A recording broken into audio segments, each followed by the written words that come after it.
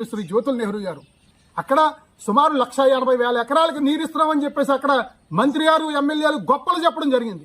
ఆ 1,80,000 ఎకరాల్లో జగ్గంపేట నియోజకవర్గానికి సంబంధించిన 42,000 ఎకరాలు ఉందా లేదా అని చెప్పేసి అడుగుతా ఉన్నాం. ఈ సందర్భంగా ప్రభుత్వాన్ని 42,000 ఎకరాల రైతులు ఈ రోజు ఏం చేయాలో దిక్కుదోచిన పరిస్థితుల్లో, ఓడ్చాలా వద్దా, ఆకుమల్లి వెయ్యాలా వద్దా అని దిక్కుదోచిన పరిస్థితుల్లో, అయోమయ పరిస్థితుల్లో గందరగోళంలో ఉన్నారని గత 15 రోజుల క్రితం కూడా నేను అధికారులందరికీ కూడా వినతి పత్రాలు ఇవ్వడం జరిగింది. మీరు క్లారిటీ ఇవ్వండి, ఓడ్చాలా వద్దా అన్నది రైతులకి మీరు స్పష్టం తెలియజేయండి.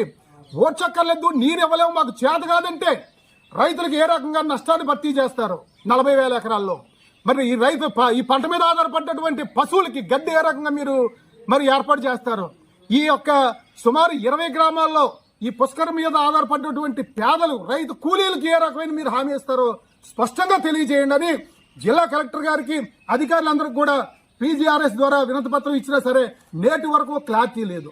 మరి రైతులందరి దగ్గరికి వెళ్ళి చేతగాని ప్రభుత్వం, పనికిమాలి ప్రభుత్వం, మరి రైతులు నీరు ఇవ్వలేదని చెప్పేసి ఆ రోజు మీరు దుమ్మెత్తి పోసారే.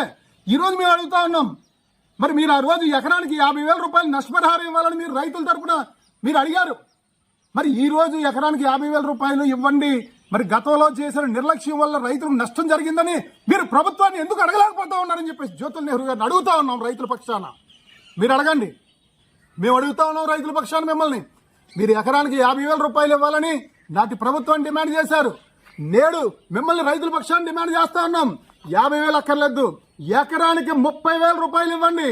30,000 ఎకరాలకి 90 కోట్ల రూపాయలు జగ్గంపేట నియోజకవర్గంలో గత ప్రభుత్వం నిర్లక్ష్యం వల్ల ఎండిపోయిన పంట పొలాలన్నిటికీ కూడా 30,000 ఎకరాలకి ఎకరానికి 30,000 చొప్పున 90 కోట్ల రూపాయలు నిధులు మీరు పోరాడి సాధించి తీసుకురండి ఎమ్మెల్యే గారు జ్యోతుల్ నెహ్రూ గారు అని చెప్పేసి రైతుల పక్షాన్ని డిమాండ్ చేస్తా ఉన్నాం. మీరు ప్రయత్నం చేయటం లేదనట్లేదు, కానీ నామమాత్రపు ప్రయత్నం మీరు చేస్తా ఉన్నారు. మనకి మంత్రి పదవి రాకపోయినా మీరు నిరుత్సాహపడద్దు. జగ్గంపేట నియోజకవర్గ అభివృద్ధికి బల్ల బుద్ధి నేను నిధులు తీసుకొస్తానని మీరు చెప్పారు. ఎక్కడ తీసుకొచ్చారు? 50 కోట్ల రూపాయలు నిధులు తీసుకురాలేదు. ఇవాళ 42,000 ఎకరాలు ఏం చేయాలో దిక్కుదోచిన పరిస్థితుల్లో ఉంది. రేపు మళ్ళీ ఈ వర్షాభావ పరిస్థితులు వచ్చి మరి ఒక ప్రతికూల పరిస్థితులు వస్తే ఇప్పుడు ఊడ్చి 42,000 ఎకరాల పరిస్థితి ఏంటని చెప్పేసి అడుగుతా ఉన్నాం. గతంలో జరిగినట్టు మళ్ళీ రేపు జరిగితే ఏం చేస్తారు?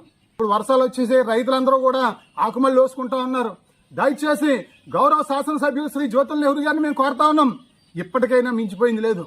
కనీసం ఒక్క 5 కోట్ల రూపాయల నిధులు తీసుకొచ్చి ఆ కాంట్రాక్టర్కి సుమారు 2 కోట్ల పైన బకాయిలు ఇవ్వాలి. అతనికి బకాయిలు ఇచ్చి ఇంకొక 2 కోట్ల రూపాయలు నిధులు, 2-3 కోట్ల రూపాయల నిధులు అక్కడ పెట్టినట్టయితే మరి అక్కడ మోటార్లు రిపేర్ కానీ, అదే రకంగా పైప్ లైన్ 3 పైప్ లైన్లు ఉన్నాయి మనకి. ఇక్కడ తాళ్ళూరు నుంచి అక్కడ వరకు